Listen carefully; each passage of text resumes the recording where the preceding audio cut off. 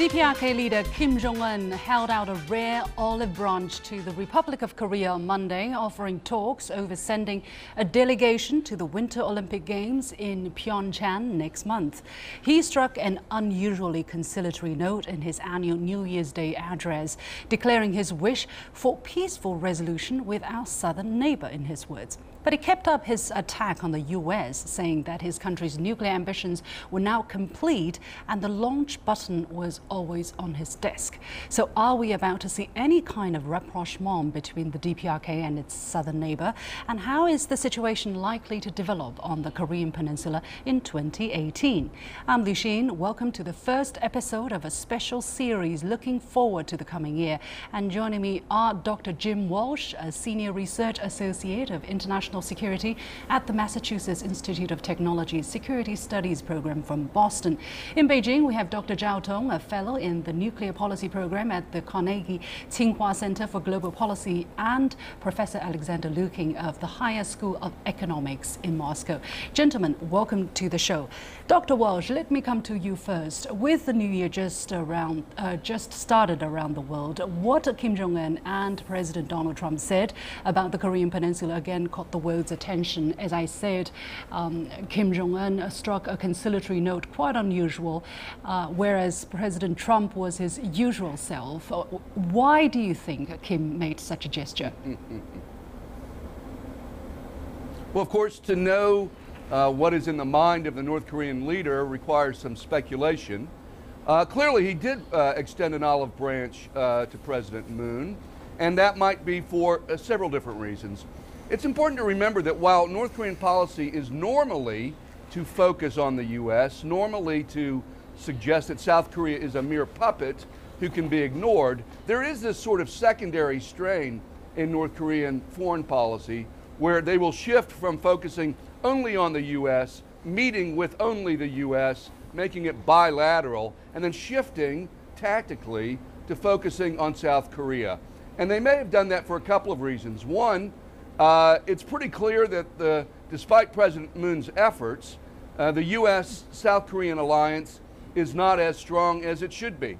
And it might be that Chairman Kim sees an opportunity to create even stronger divisions between President Moon and President Trump as a tactical move to weaken that alliance. Now, that all depends on how President Trump reacts to this. Normally, he's not very good at reacting on the fly. And in some ways, this is sort of like clickbait or a piece of candy dangled in front of Mr. Trump's eyes. The question is whether he will be able to show some restraint. You know, he has often undercut his own Secretary of State Tillerson, when it comes to the idea of talking to North Korea.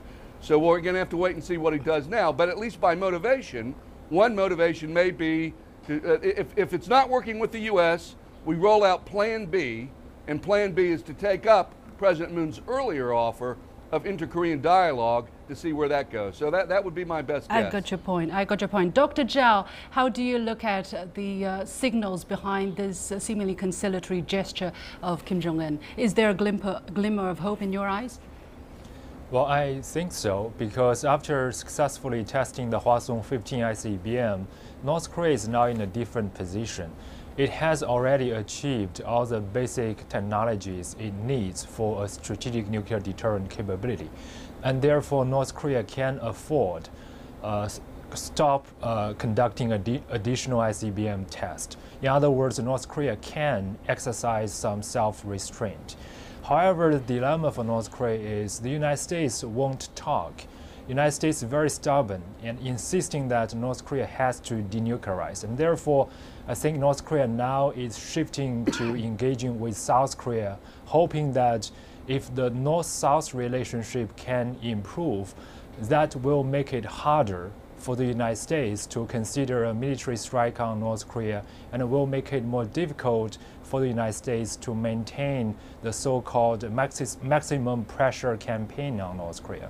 Dr. Lukin, your take on this question, and also since Russia has been taking on the role of a mediator in the situation more so at the end of 2017 than before, how do you look at the role of Russia in the near future?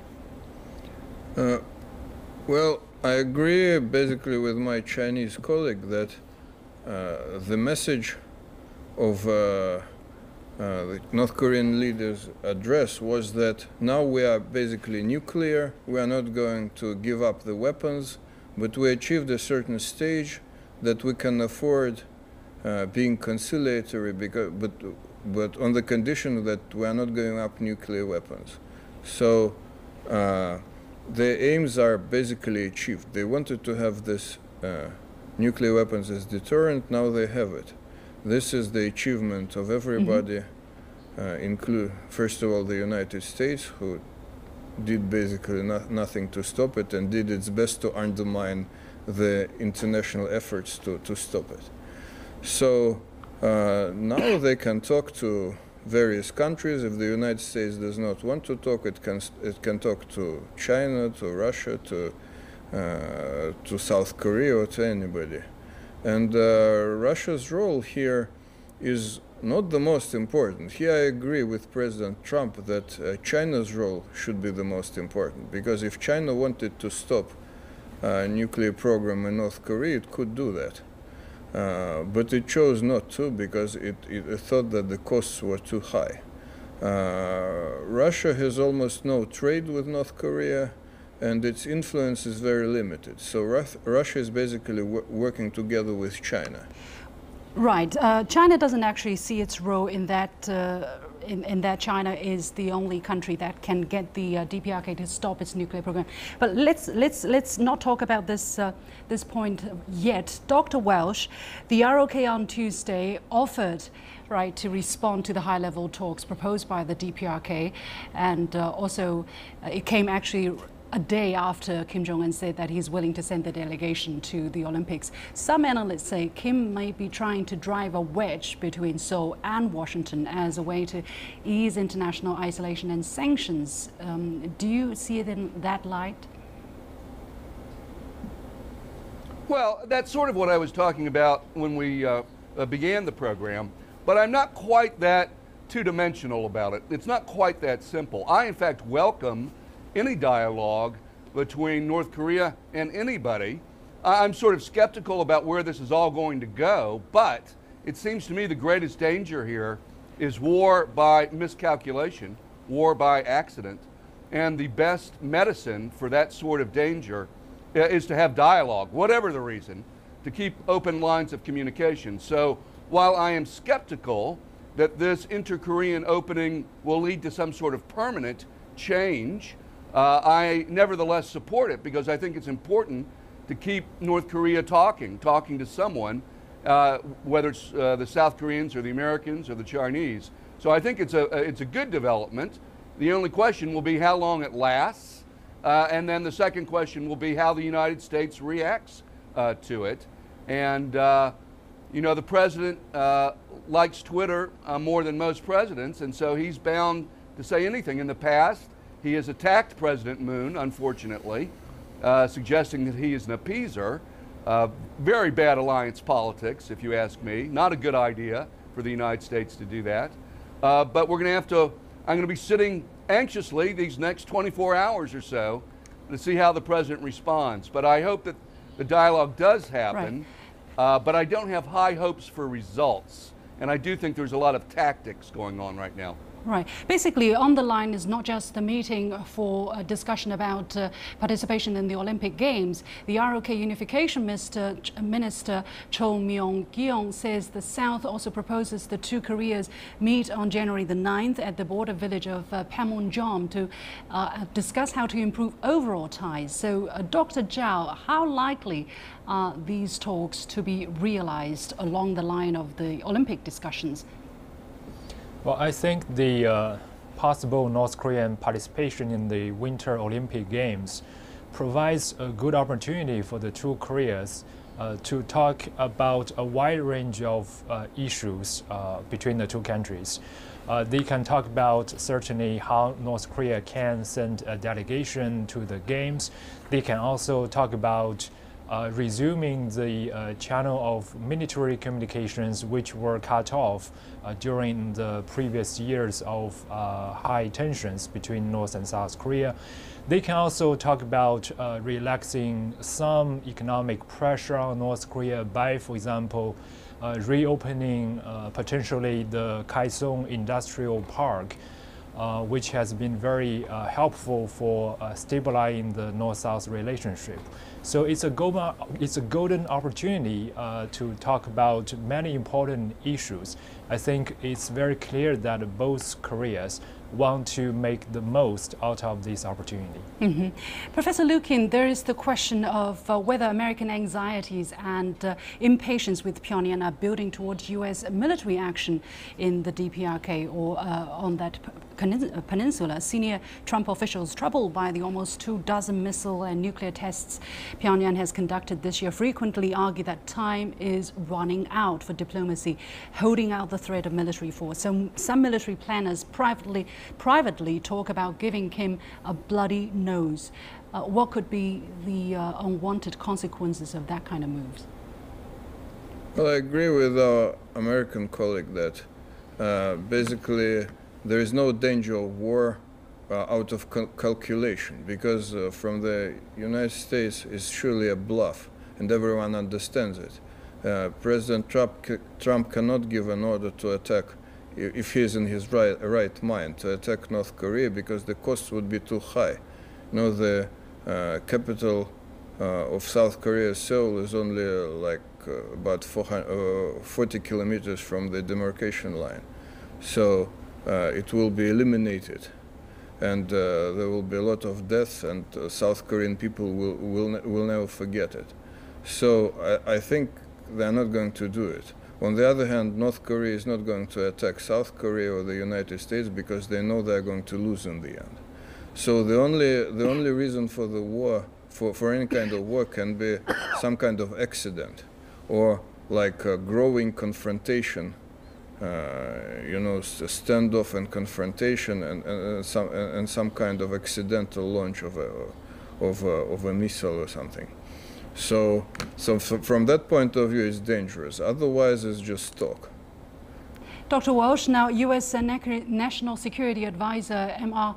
McMaster has said on several occasions that if and when the DPRK obtains the capacity to hit the U.S. mainland with nuclear-tipped intercontinental ballistic missile, deterrence would no longer be adequate. McMaster has also spoken of a preventive war in language that is very similar to that was used by George W. Bush administration before it invaded Iraq in 2003. Is 2018 likely to be a crunch point in this regard, in your eyes? Well, I do think that there's a danger there. You know, I've watched National Security Advisor McMaster's comments very closely, and I find them troubling. I also find them in contrast to Secretary Mattis's comments. He tends to emphasize, the Secretary of Defense, he tends to emphasize the importance of diplomacy, and he tends to emphasize the costs of any conflict on the Korean Peninsula. And so the question has to be asked, you know, when Mr. McMaster offers these comments, is that more bluffing? Is he trying to put more pressure on the North Koreans? Or does he sincerely believe that North Korea is a special kind of country, not subject to the normal laws of deterrence, and that this represents some sort of break historically with the past, and therefore requires extreme, unprecedented action?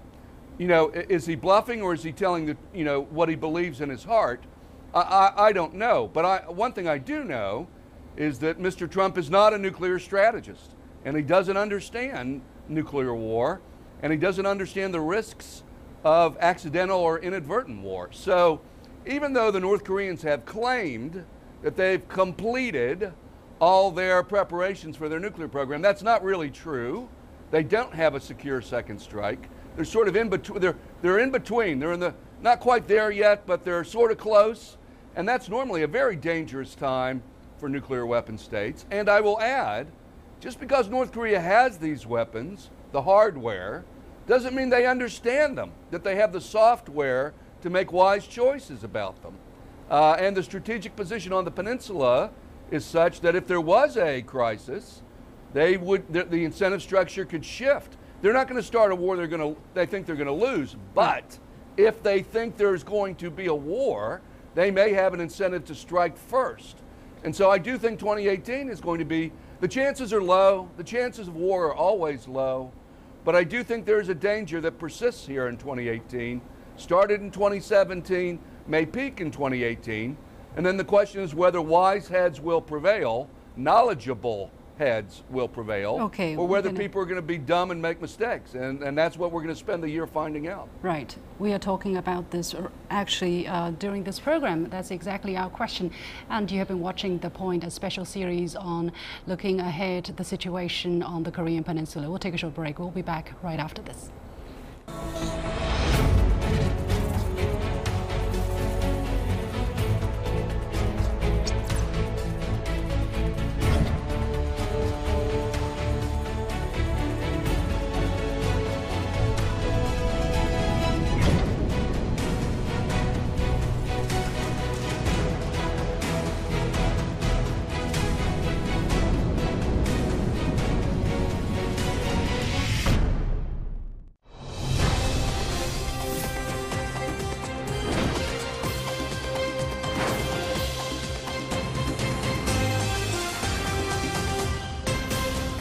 This is CGTN. You're watching CGTN. I'm Jeff Moody, live in Beijing. You're watching CGTN. Coming to you from Washington, D.C. You're watching CGTN. Coming to you from my room. I'm members of this Mark, what can you tell us about events happening there? politics. This is a pretty picture. Time you can see Back over to Beijing. to go after them. All about the This is CGTN. CGTN. See the difference.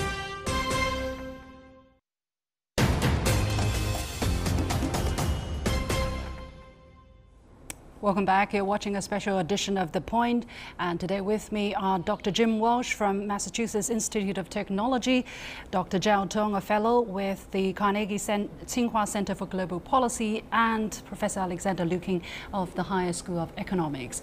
Dr. Zhao Tong, China has repeatedly said it cannot solve the DPRK issue on its own, citing the fact that the US is the main problem in this dispute. And at the first part of the show, we also discussed that point very briefly. Is China's stance going to be the same in 2018 with regard to the DPRK, or is it possibly changing? Well, I think for the near-term future, China's policy is likely to remain the same, because North Korea has recently sent a signal of possible self-restraint. It would be a bad time for China to impose much stronger sanctions on North Korea at this moment. And at the end of the day, even if China completely cuts off North Korea, what would North Korea do is the most important question. Based on Chinese understanding of the political ideology of North Korea, if the North Korean government is really pushed into a corner, it is more likely to enhance its military provocations. And in that situation, we don't think the international community, including the United States, would have a good military counter-strategy without triggering a nuclear war.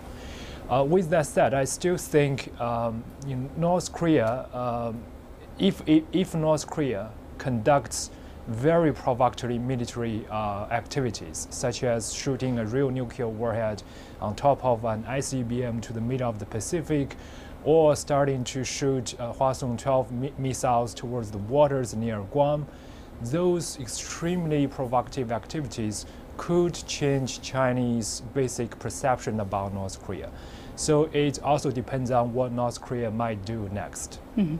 How do you react to the suggestion by Professor Lukin just now that the key to the problem does not rest in Russia, or Russia's role is not important here, that the key to resolution of this issue lies in the hands of China?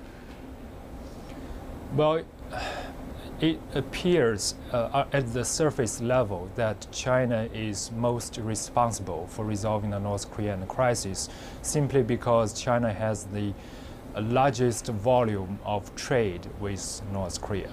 But that doesn't necessarily translate into a Chinese leverage over North Korea's nuclear policy. It's clearly important that all members of the international community unite over this issue and send a single voice to North Korea. It's also important that countries maintain a channel of communication with North Korea in order to avoid major misunderstandings and misjudgment. In that regard, it's beneficial for China to maintain a relationship with North Korea. It's also beneficial to Russia, for Russia to maintain a channel of communication. It's important, as our Russian guest has said before, that for anyone to talk with North Korea in order to promote better mutual understandings and to avoid a major military conflict. Now, China has suggested, actually quite some time ago, that the DPRK could suspend its nuclear program and its missile tests, while the US and the ROK at the same time suspend their joint military drills. Now, we know that the ROK has proposed to the US to stop, at least for the time being, during the Olympic Games, to stop these joint military drills, but we haven't heard any more development on the side of the United States. Dr. Walsh, do we know any development on that front, whether the United States has responded to the request from the ROK? No, we haven't, but I would think that U.S. officials must be anticipated that this would be an issue, again, primarily because of the Olympics. The Olympics, Winter Olympics, sort of give every side an excuse to do something a little differently, at least for a short period of time. But I think what you put your finger on, possibly the biggest political development here, is the situation that President Moon finds himself in. And he has been struggling with this since his election. He both wants to stay very close to the U.S. The U.S. is an important ally, but he also wants freedom of movement so that he can pursue his own peninsula-based policy. And he also doesn't want to have a situation where the U.S. is undermining him politically at home, and it seemed like that was happening for a while. So he has been between a rock and a hard place. At sometimes China threatening the South over THAAD, at other times the U.S. president saying things that made the president look bad, even though, and I was just in Seoul a couple of weeks ago, the foreign ministry and the president have worked very, very hard to try to maintain a relationship with the mercurial Mr. Trump, and they found lots of challenges. So they're caught here, caught between China, North Korea, and the United States. President Moon is enjoying tremendous favorability ratings at home, but the question is, can he continue to navigate between all the parties, each of which wants him to do something different? And so I think the challenge for Moon coming forward will be maybe meeting with the North Koreans, showing some flexibility in some areas, but I think you'll see Moon continue to insist that international sanctions, UN sanctions, be enforced, and that's the way he'll try to sort of keep an open line between all the parties. Yes on dialogue, but yes on international sanctions, especially if testing continues. Of course, we're only seeing the beginning, if any, of any positive development. The pressure needs to be there. Dr. Lukin, let's take a look at a piece of story or some news that has been in the spotlight for a while, that Russia has been accused of breaking international sanctions by supplying oil to the DPRK on at least 3 different occasions in recent months. There has been no evidence of Russian government collusion, however. What is the story that is in your knowledge? Are these allegations embarrassing for Russia, whether or not they are proven to be true? Well, first, I don't know, because nobody knows exactly, actually. Second, what I can tell from, like, logically thinking about it, that first, Russia is accused of many things, and it's like a scapegoat for everything. And the Americans, for example, like to create some difficult situation, as they did in Ukraine or in some other places, and then accuse Russia. They even accuse Russia of doing something bad inside the United States. So Russia has no reason to do that. The commercial gain would be very small because we almost don't have any trade with North Korea, very small, like thousands of dollars. And why should they do it? Russia has always, from the very beginning, supported every UN resolution against nuclear weapons in North Korea. So I don't think it's true. But on the other hand, because it wouldn't have any meaning for Russia. Okay, let's see what happens anyway. We're running out of time. Many thanks to my three guests, Jim Walsh at the Massachusetts Institute of Technology, Dr. Zhao Tong from the Carnegie Tsinghua Center for Global Policy, and Professor Alexander Lukin of the Higher School of Economics from Moscow. And here is my first point for 2018. Looking back to 2017, it seemed hardly a month went by without the leaders of the US and DPRK trading insults and calling each other derogatory names. Many worried about very real possibility of a miscalculation sparking military conflict between the two. So it's a comforting sign on the first day of this new year that we are seeing the possibility of some sort of talks happening in the next few days between the DPRK and the ROK, even if for the time being, at least, it's just about participation in the Olympic Games. Legend has it that during the original Olympic Games held in ancient Greece, warring parties held a temporary truce so that people could meet in peace. Though that story is apocryphal, it is a welcome sign nevertheless, and an opportunity that all sides in this conflict should embrace. Let's hope 2018 will not be yet another year of drama and conflict on the Korean Peninsula, but a real watershed in a crisis that has literally been going on for decades. That's it for this edition of The Point. As usual, follow us on Facebook or Twitter using the handle The Point with Alex. By the way, today is the exact one-year anniversary of this program. I would like to thank all of those who have supported and followed us during the past year and look forward to many more fruitful ones to come. Happy birthday to CGTN and to The Point.